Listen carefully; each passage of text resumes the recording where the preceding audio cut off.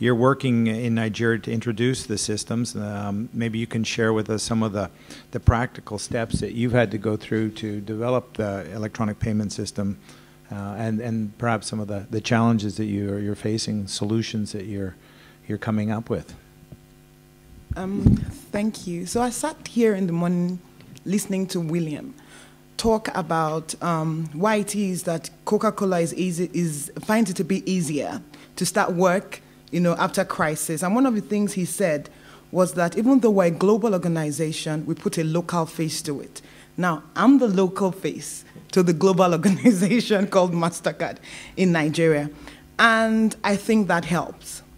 I think it helps when you have someone that understands the market and understands how to localize a global product, because that then begins to reap immediate benefits.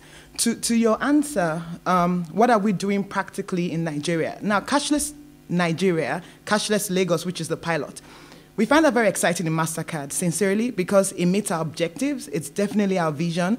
And there's no better thing than to work in a market where policy actually supports you.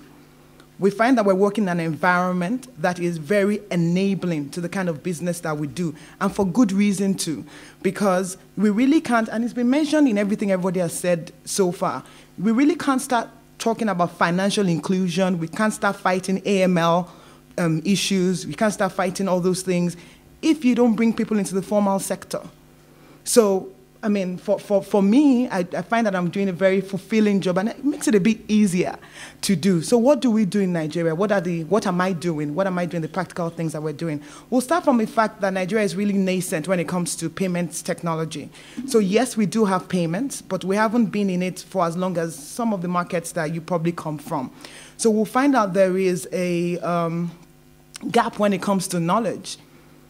When it comes to knowledge of payment systems. So one of the first things that we had to do, and will continue to do, is build more local talent, increase the capacity of the people that are in market, because that's the only way we're going to achieve what we want to do when everybody has knowledge. So MasterCard participates heavily in training when it comes to our customers, which are the financial institutions.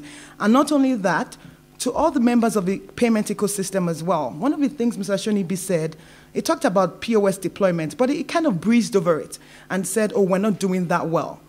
I think it was Daniel that mentioned it earlier on today, that we're big hard on ourselves as Nigerians.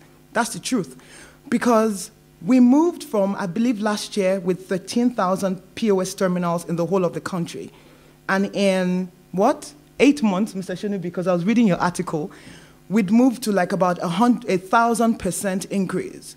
Now, I don't know any country in the world where that has happened. I don't know any country in the world where banks put money down to be able to buy terminals to give it to merchants out for free. That happened in Nigeria. Now, with that rapid terminalization comes another gap. The merchants have to be trained. Today, they accept cash, or before they used to accept cash, and all they knew was how to deal with cash. Now, they have terminals where they need to be trained on how to use it. They need to be trained on why it's good for them. They need to share the knowledge, best practices that we have from other market. So that's another role that we're playing in. I already talked about localization of global solutions. So we have all these fancy products. We're a technology company interested in payments. So we have a lot of things that we do when it comes to payment, different form factors, card inclusive. But that's okay. When you bring into a market like ours that is diverse, and I believe that this is for every market, you need someone to be able to localize that product to make immediate sense to the people that are in the community. And that we're able to do because of the local presence we have. I mean, we take a box solution and we make it work for the Nigerian market, because that's the only way we're going to be cashless. What else do we do? Customer/consumer cardholder education. Now, we don't do this alone. We're not going to take credit for this alone, because we can't do it alone. It is the role of everybody in the ecosystem, including everybody in this room for the markets where you're in.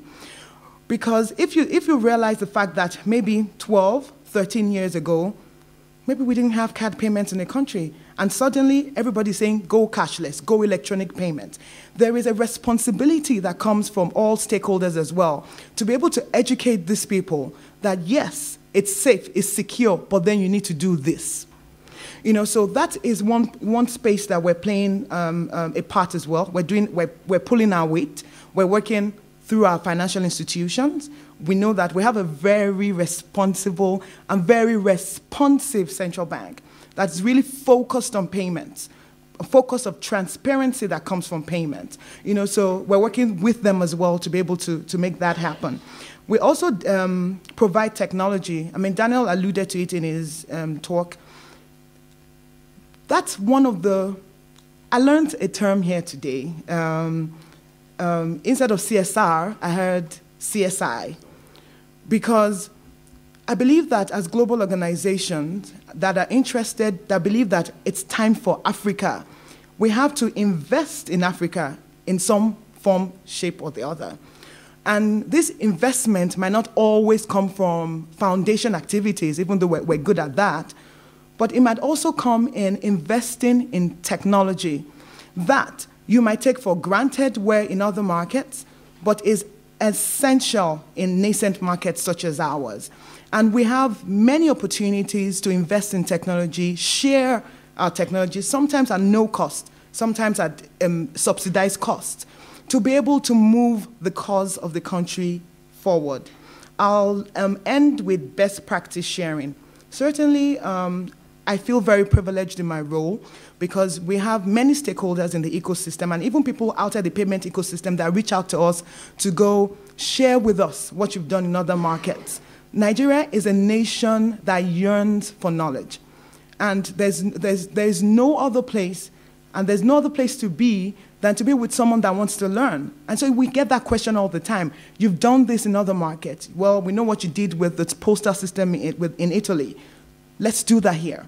We know what you did in some other markets. Let's do that here. So we do a lot of best practice sharing. I certainly do that in my role. And we feel very honored to share this information. It really is sincerely a pleasure.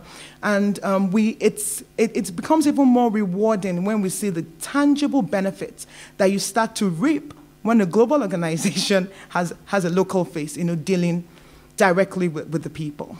Thank you. Doing business in Africa. You can't afford to be without Africa Investor.